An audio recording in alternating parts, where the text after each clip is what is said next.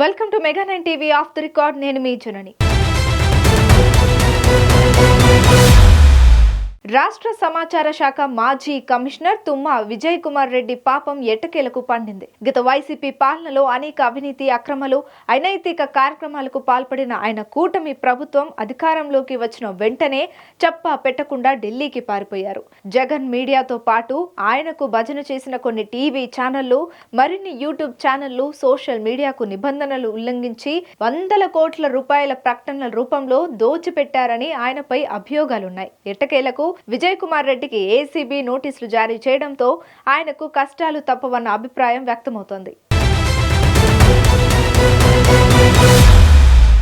YCP అధ్యక్షుడు మాజీ CM Jagan మీడియాతో పాటు ఆయనకు భజన చేసిన కొన్ని టీవీ ఛానళ్లు, మరిన్ని యూట్యూబ్ ఛానళ్లు సోషల్ మీడియాకు నిబంధనలు ఉల్లంఘించి వందల కోట్ల రూపాయల ప్రకటన రూపంలో దోచిపెట్టిన ఐ&పిఆర్ మాజీ కమిషనర్ తుమ్మా విజయ్ కుమార్ రెడ్డికి ఏసీబీ నోటీసులు జారీ చేసింది. వచ్చే వారం గుంటూరు ఏసీబీ కార్యాలయానికి విచారణకు రావాలని అందులో పేర్కొంది. ప్రస్తుతం ఆయన కోల్కతాలో పనిచేస్తున్నారు. ఈమెయిల్ ద్వారానే గాక హైదరాబాద్ లోని ఆయన నివాసానికి కూడా ఏసీబీ నోటీసులు పంపింది. ఇండియన్ ఇన్ఫర్మేషన్ సర్వీస్ కు చెందిన విజయ్ కుమార్ రెడ్డి జగన్ పాదయాత్ర సమయంలోనే ఆయనకు మద్దతు ప్రకటించి ఆయన భజన మొదలు పెట్టారు. జగన్ అధికారంలోకి వచ్చాక 2019లో డిప్యూటేషన్ పై రాష్ట్రానికి వచ్చారు. 2024 వరకు సమాచార శాఖ కమిషనర్ గా విచ్చలవిడి వ్యవహారాలు చేపట్టారు. జగన్ సొంత మీడియాతో పాటు అనుకూల మీడియా, భజన మీడియాకు ప్రభుత్వ ప్రకటనల రూపంలో అడ్డుగోలుగా వందల కోట్లు దోచిపెట్టారు. సార్వత్రిక ఎన్నికల్లో వైసీపీని ఓడించి గత ఏడాది గద్దెనెక్కిన టీడీపీ కూటమి ప్రభుత్వం ఈ వ్యవహారంపై విజిలెన్స్ ఎన్ఫోర్స్మెంట్ విచారణకు ఆదేశించింది. విజిలెన్స్ నివేదిక ఆధారంగా తదుపరి చర్యలు తీసుకునే బాధ్యతను ప్రభుత్వం ఏసీబీకి అప్పగించింది. ఏసీబీ అధికారులు రంగంలోకి దిగి విజయ్ కుమార్ రెడ్డిపై గుంటూరులో కేసు నమోదు చేశారు.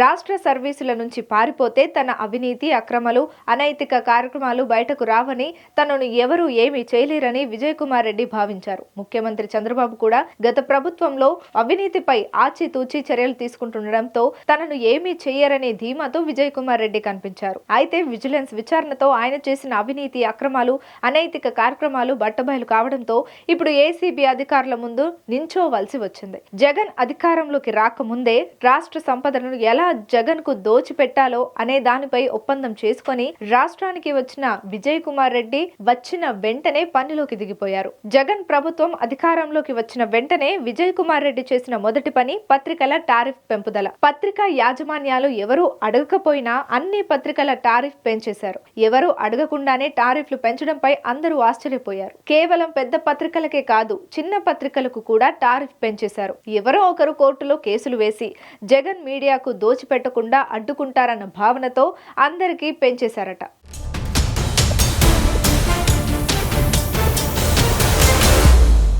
అయితే రేట్లు పెంచారు, కానీ ఇతర పత్రికలకు 5 ఏళ్లలో కనీసం ఒక్క ప్రకటన ఇచ్చిన పాపాన పోలేదు.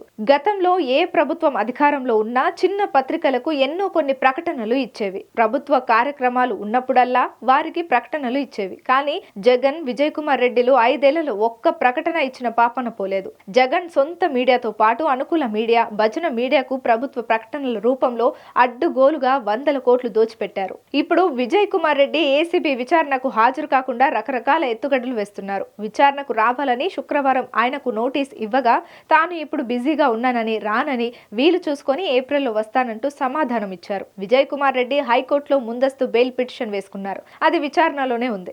అరెస్టు నుంచి ఆయనకు ఎలాంటి రక్షణ లేదు. ఈ నేపథ్యంలో విచారణకు హాజరు కాకుండా సాకులు చెప్పడం చర్చనీయాంశంగా మారింది. ఆయనకు మరోసారి ఫలానా తేదీలో విచారణకు రావాలంటూ నోటీసులు ఇవ్వాలని ఏసీబీ అధికారులు భావిస్తున్నారు.